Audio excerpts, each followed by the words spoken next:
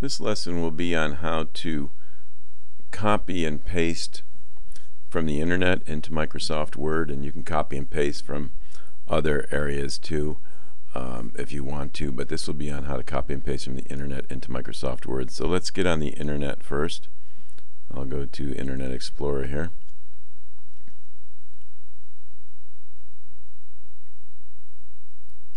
And we'll need to choose a topic to research.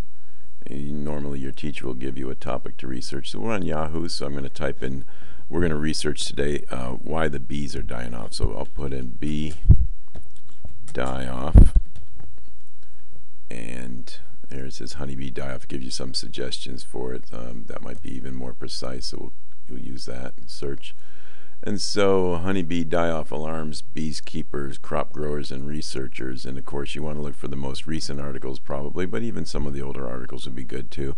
And you want to scroll down and you want to look at the different possibilities, different articles that are available to you as a student. And you have many more choices here, many more pages of possibilities.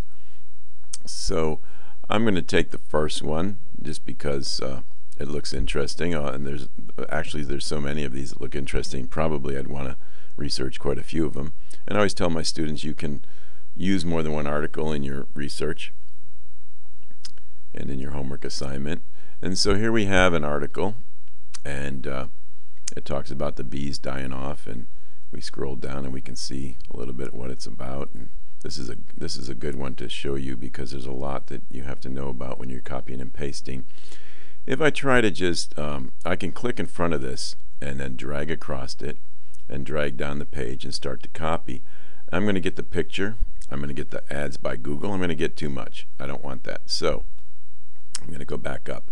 And I'm going to just take this first, just the title. And you see the title is in a box actually. All these are in boxes. Some of them you can see, some you can't. That's a box.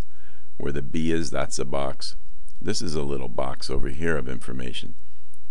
These are boxes of information over here. And then you have your text. Okay, if you try to, these are what I call templates. This is a template. And of course over here even it's all templated. If you copy a template into a template, which is what we're going to be copying into a template, you're going to have problems. Your text might get cut off and you're going to have problems. So you want to take it a little bit at a time. So I'm going to just take this heading and I'm going to right click my mouse and select copy. Or if you can't do that, you can go to edit and select copy. And I'm going to minimize my web article by clicking on the dash, and it's going to go down on my toolbar. And I'm going to go here and I'm going to find Microsoft Office. Now if you're in one of our labs at the college, you might have to go to Programs, go to Start, go to Programs, and find Microsoft Office, and then find Microsoft Word. It's a rather involved process in the lab, but that's what you might have to do. So you find Microsoft Office, and then you'll find Microsoft Word located there. So here you would find Microsoft Office, and you would scroll down and find Microsoft Word. Mine is just on the desktop, makes it a lot easier, but that's what you might have to do. Okay, so Microsoft Word will open up.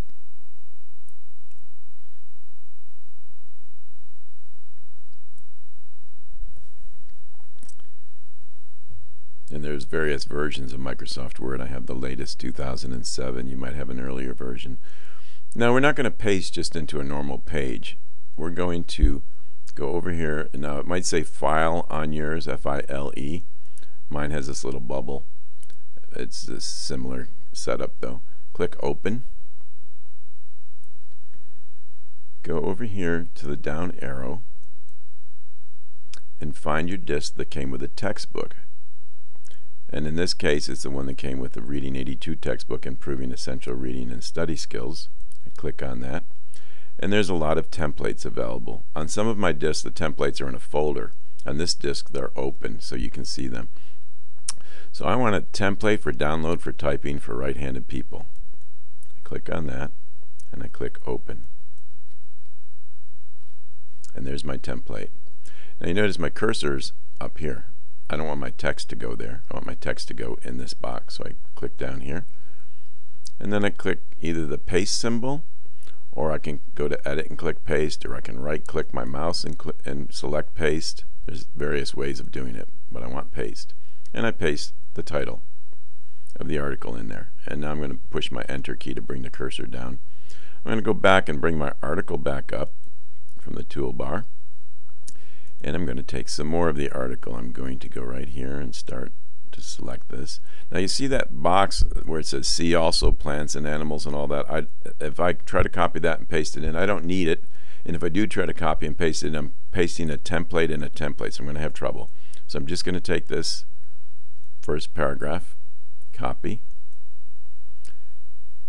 bring my template back up, and paste. And there it is. I have the first paragraph of the art. Sometimes you can bring up the entire article at once. Other times you have to take it in pieces. This one is a good example of one that you really need to take in pieces or you're going to have trouble. Now I'm going to go start here. You notice that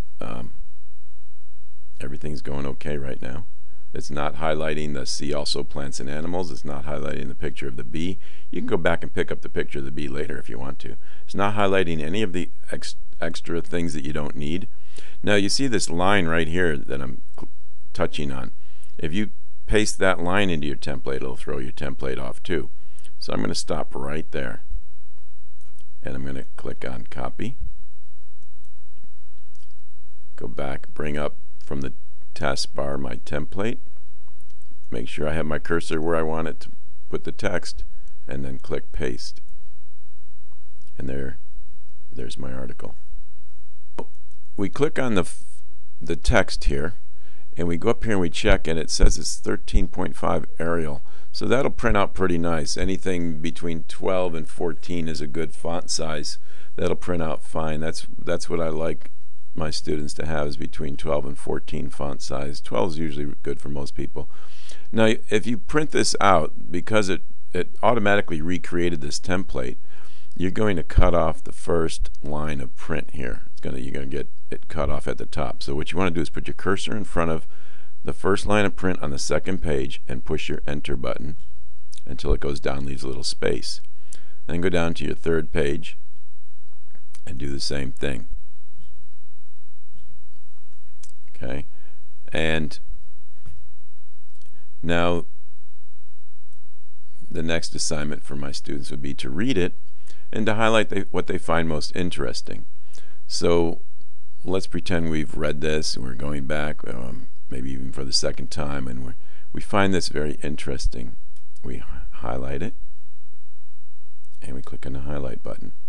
Now I tell my students, if you don't have a color printer, what I'd like you to do is, as you're going through and you're finding the things that are most interesting to you, I'd like you to underline it and then highlight it after you print it out. So you could use the underline function there, and then once it's printed out, you'd know what you wanted to highlight, and you could go over it with your highlighter